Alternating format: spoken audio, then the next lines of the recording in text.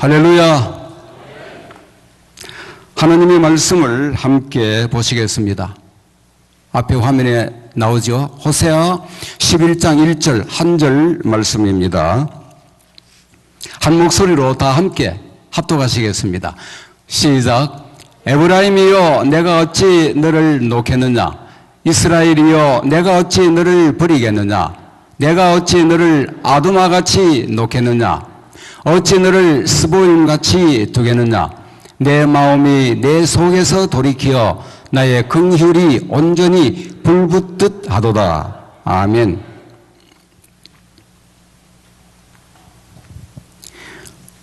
제가 우리 CMC 세리토스 선교교회에 온 것이 2009년 11월 말에 와서 첫 설교하고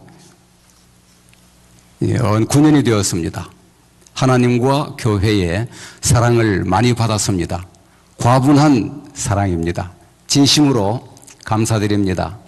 하나님께서 여러분을 더 좋은 건강으로 인도하시고 지켜주시고 풍성한 은혜로 날마다 시간마다 채워주시기를 주님의 이름으로 기원합니다. 축원합니다. 우리 사람 간의 사랑이 이렇게 감격이 되는데 하나님의 사랑은 얼마나 감격이며 감동이신가 하는 것을 이 시간 제가 증거하려고 합니다. 하나님을 아는 것이 복됩니다. 하나님의 사랑으로 사는 삶이 복됩니다. 하나님은 사람을 사랑하시는 것을 하나님의 마음대로 하나님의 주권으로 하십니다. 본문이 하나님이 하나님의 주권으로 우리를 사랑하신다는 것을 증거하고 있습니다.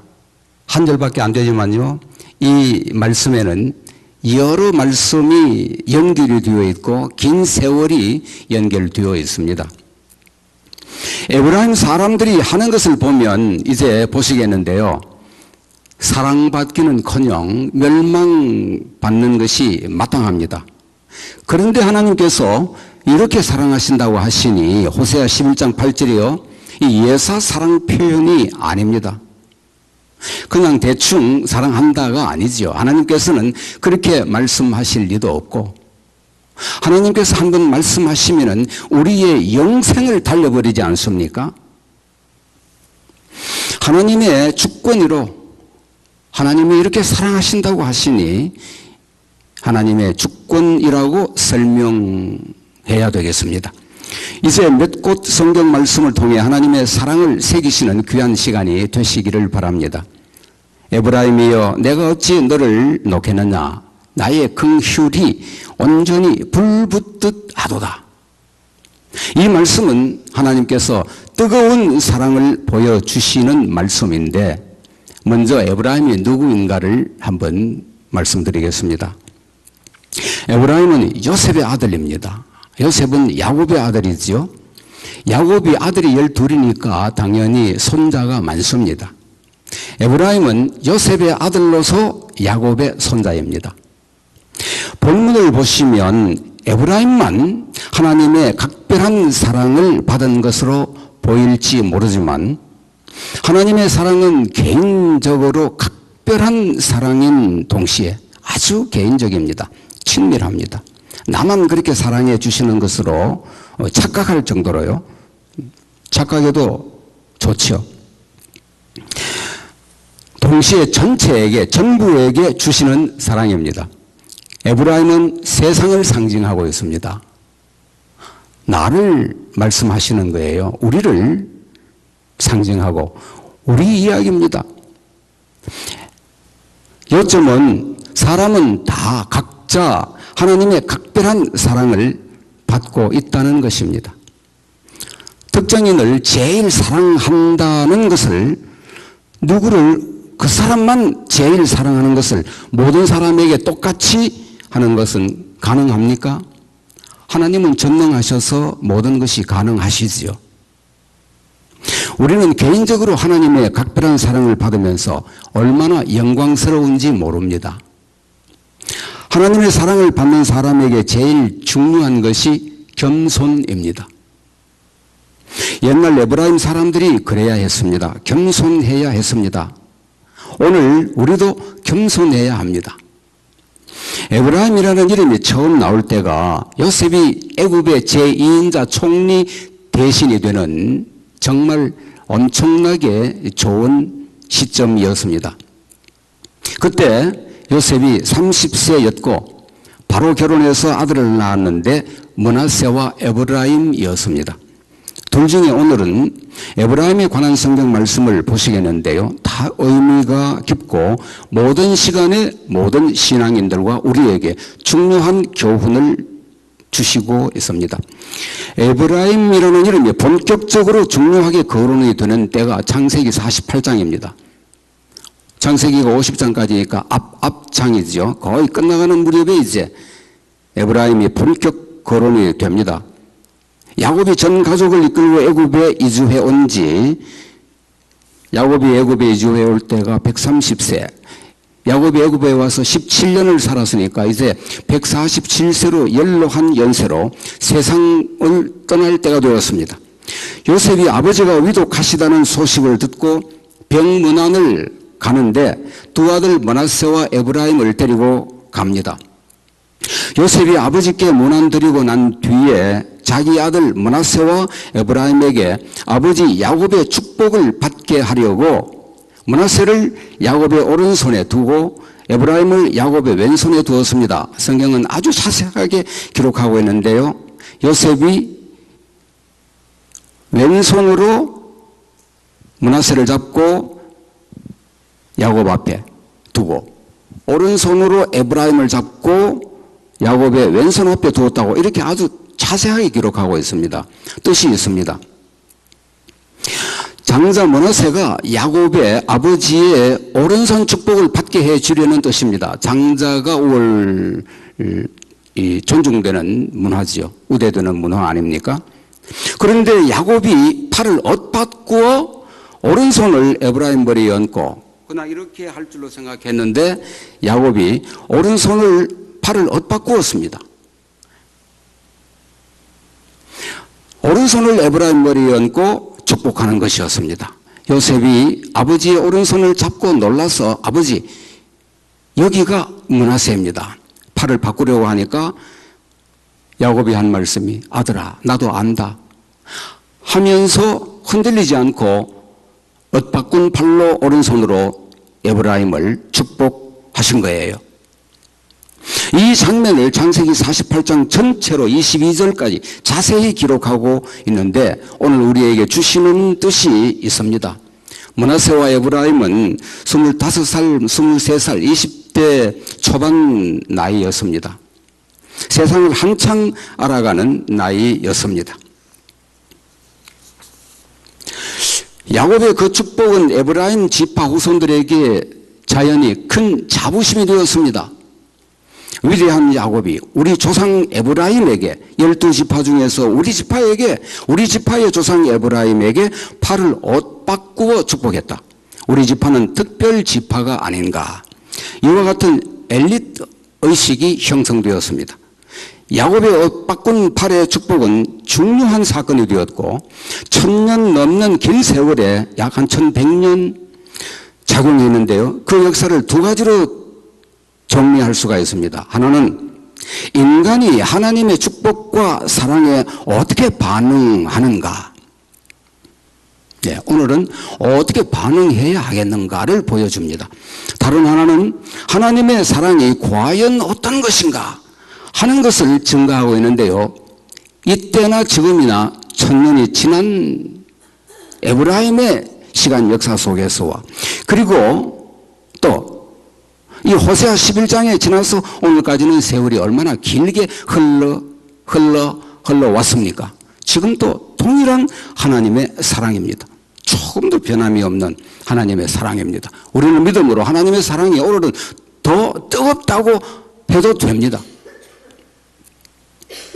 긴 세월의 에브라임 지파 후손들은 하나님을 배반하는 엄청난 범죄의 역사를 만들었고 예사 범죄가 아닙니다.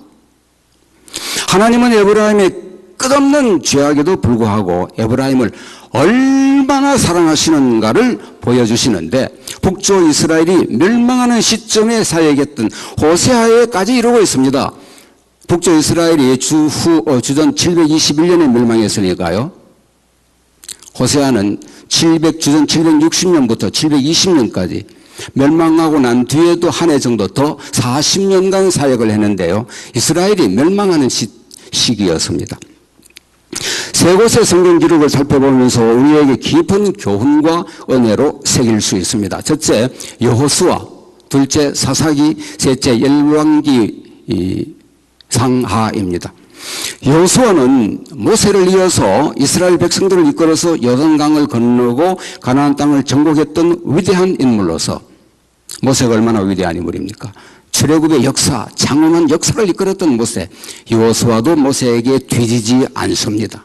위대한 인물입니다. 여호수아가 바로 에브라임 지파 출신입니다. 여호수아는 에브라임 사람들에게 큰 자랑거리였습니다. 그러면 그렇지, 여호수아가 배출된 우리 지파는 과연 특별 지파가 아닌가 하는 우월감에 젖어들었습니다. 에브라임 사람들은 하나님의 특별 축복을 받았으면 마땅히 겸손해야 할 것인데 반대로 교만해져 갔습니다. 그것을 증거하는 기록이 사사기와 열왕기 상하입니다. 여호수아 뒤에 사사 시대가 왔고 뛰어난 기드온 사사가 나왔죠. 기드온이 300용사로 미디안 13만 5천 명을 물리치는 대승리를 거두었습니다. 이것은 이사야의 9장에 너무나 영적으로 우렁차게 기록이 되어 있고, 마태복음에 가면 4장에서 예수님께서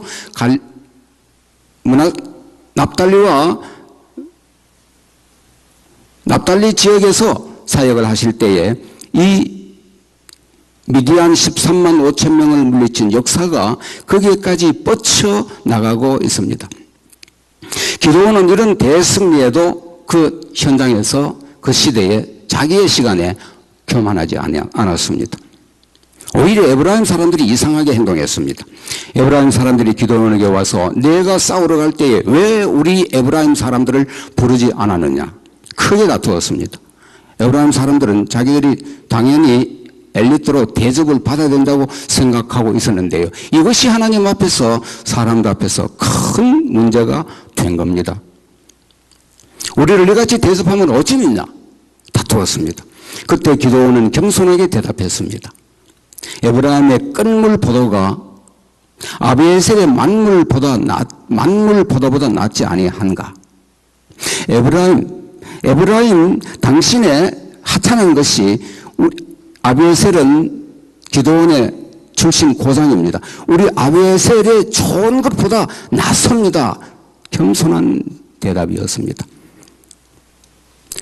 에브라임이 노여워할 까닭이 없지요. 공인이 노여워했는데 거품 우월감에서 나온 것입니다. 어쨌든 기드온의 겸손한 대답으로 에브라임의 노여움이 풀렸습니다. 그 후에 한참 지나서 입다 사사가 등장했지요. 입다가 말썽을 부리던 암몬을 북쪽에서 남쪽으로 20성읍을 탱크처럼 밀어붙이고 격파해버렸습니다. 그때도 에브라임 지파 사람들이 입다에게 와서 시비를 걸었습니다. 내가 암몬 자손과 싸우러 갈 때에 왜 우리를 부르지 않았느냐, 너와 내 집을 불살라 버리겠다. 얼마나 교만한 행동입니까? 에브라임 지파를 인정하는 사람은 고개를 끄덕일지 모르겠습니다만 하나님은 여기에 점수를 주시지 않습니다. 이때 입다는 기드온과 달랐습니다. 입다가 에브라임과 정면 충돌했고 에브라임 사람들이 요단강 나루턱에서 4만 2천 명이 결단났습니다. 도륙을 당했습니다. 에브라임은 누가 잘하면 터집 잡고 때마다 나와서 터집 잡고 왜 안 불렀느냐, 이렇게 대접하다니 말이나 되느냐 하다가 크게 당했습니다. 저는 에브라임의 죄와 허물을 굳이 덜추어 내려는 것이 아닙니다. 있었던 에브라임의 역사를 보면서 에브라임 사람들이 하나님의 축복에 어떻게 반응했는가와 오늘 우리가 하나님의 사랑을 받은 사람으로서 어떤 자세로 살아야 하는가를 교훈으로 삼자는 것입니다. 그 다음에 사사시대를 지나서 왕정시대가 되었을 때에 다윗이 나라를 부강하게 만들었습니다. 부강 정도가 아니지요. 대단한 신앙으로 하나님만 바라보고 부르짖으며 나라를 다스리고 본인이 그렇게 살았습니다. 다윗 시대에 그렇게 많던 전후의 우상이 없었다는 거예요. 놀라운 역사 기록입니다. 그런데 다윗 아들 솔로몬은 시작은 좋았지만 나중에 이방 국가들의 우상을 마구 이영입했습니다.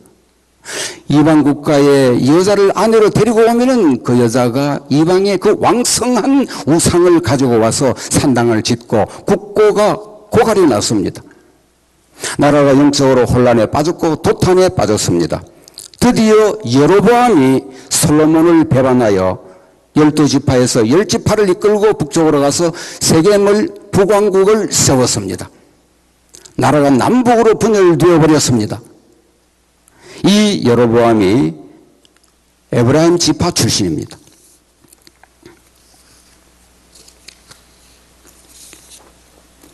사사시대 후에 여로보암의 출현은 여호수아의 사역과 활동 뒤에 에브라임 사람들의 교만이 회개로 개선되지 않았다는 것을 여실히 보여줍니다.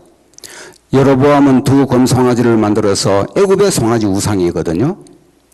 북쪽 국경 단과 남쪽 국경 베델에 유다와 근접한 접경 지역에 두고 백성들에게 호도했습니다.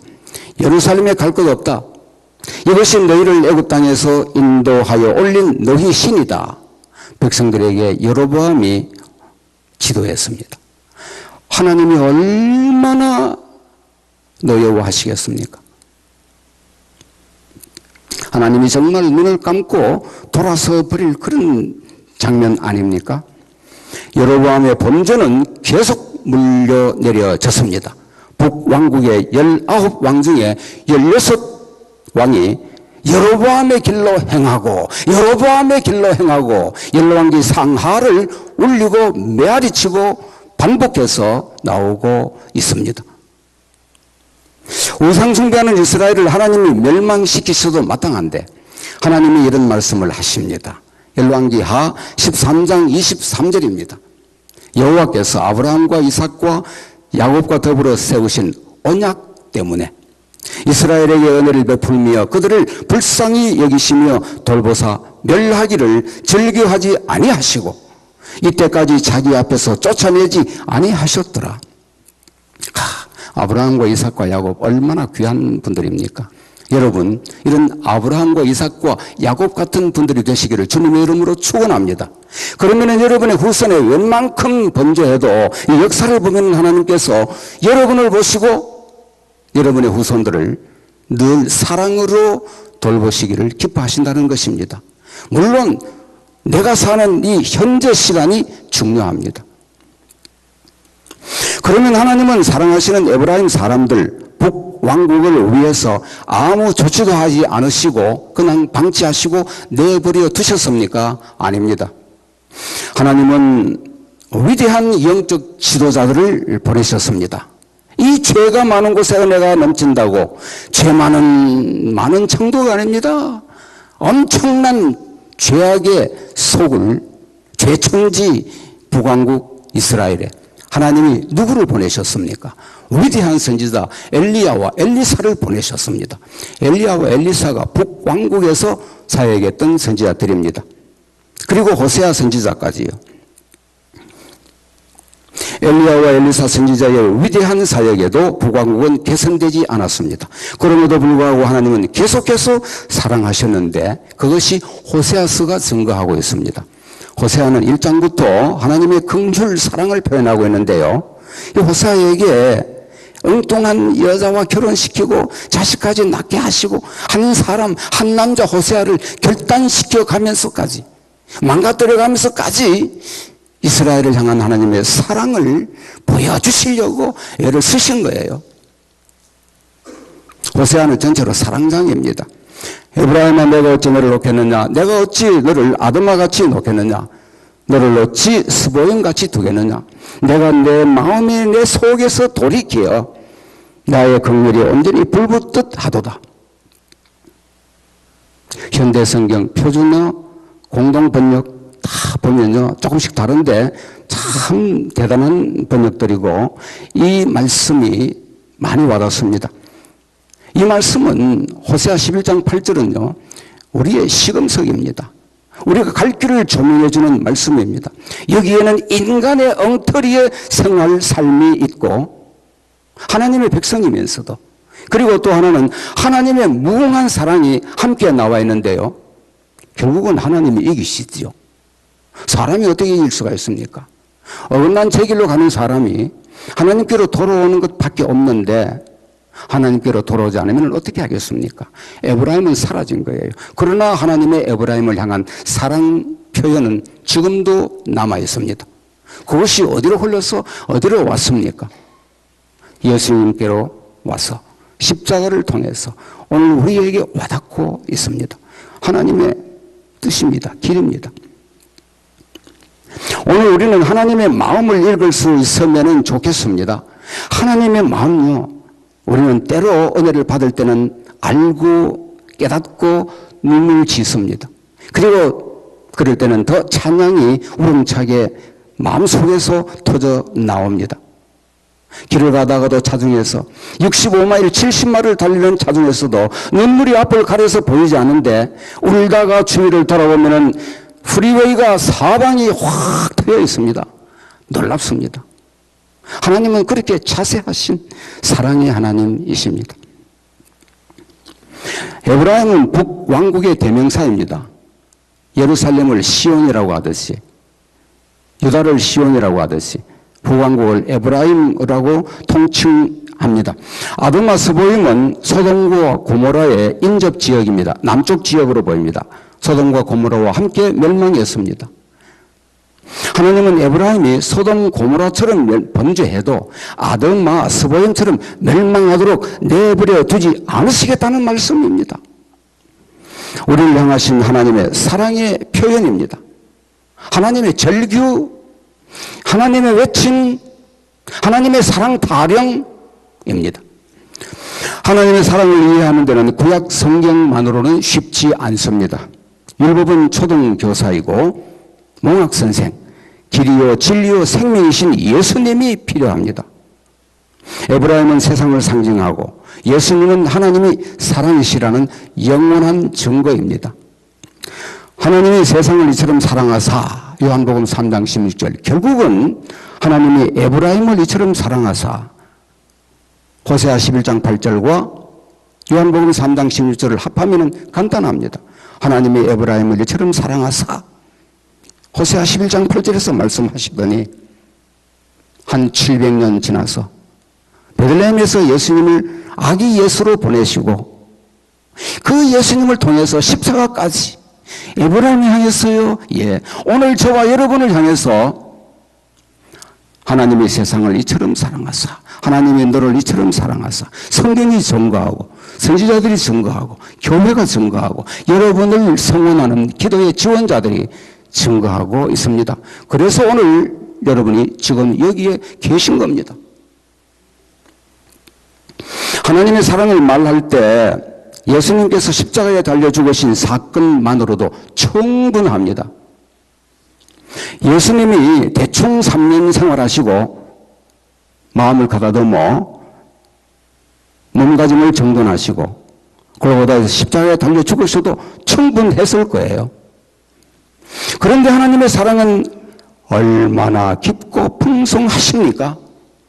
예수님의 수많은 복음 말씀들, 마태, 마가, 누가, 요한, 그리고 예수님의 치료하신 그 손길들, 치료하시고 난 뒤에 새벽 3시, 5시에 한적한 곳으로 물러가셔서 하나님 앞에 기도하시는 빈들이나 사막에서 하나님 앞에 기도하신 내 기도하는 그 시간, 주님이 기도하시면서 본을 보여주신 그 기도의 본이 얼마나 귀합니까? 한이 없습니다. 죽은 자를 살려주신 사역들, 줄인 무리를 먹여주신 사건들이 한없이 펼쳐져 있지 않습니까? 언제 또 이런 하나님의 사랑을 우리가 받겠습니까? 다 받았습니다. 감사와 겸손으로 살아야 하겠습니다. 에브라임의 역사를 볼 때 우리가 받게 되는 교훈은 하나님의 축복을 받는 것은 복된 일이라는 것, 제가 말씀으로 이렇게 표현을 하지, 이것이요, 우리가 천년을 살아도, 제가 2009년 11월 말에 와서 설교한 본문이 베드로 후서 3장에 죽게는 하루가 천년 같고 천년이 하루 같은 이 한 가지를 잊지 말라는 말씀을 드리고, 이제 9년 여러분의 사랑을 받으니까 10년이라고 해야 되겠는데요, 이 적지 않은 긴 세월에 제가 여러분을 섬기면서 여러분의 기도 지원 덕분에 하나님의 사랑과 말씀의 은혜를 무척 받았습니다. 그래서 오늘 제가 이 하나님의 사랑을 증거하는데 제가 역부족이지만은, 그래도 제 마음에는 하나님뿐이다. 이거 정말 사람이 사는데 하나님 없이는 어떻게 살겠느냐, 하나님 없이는 살 수가 없습니다.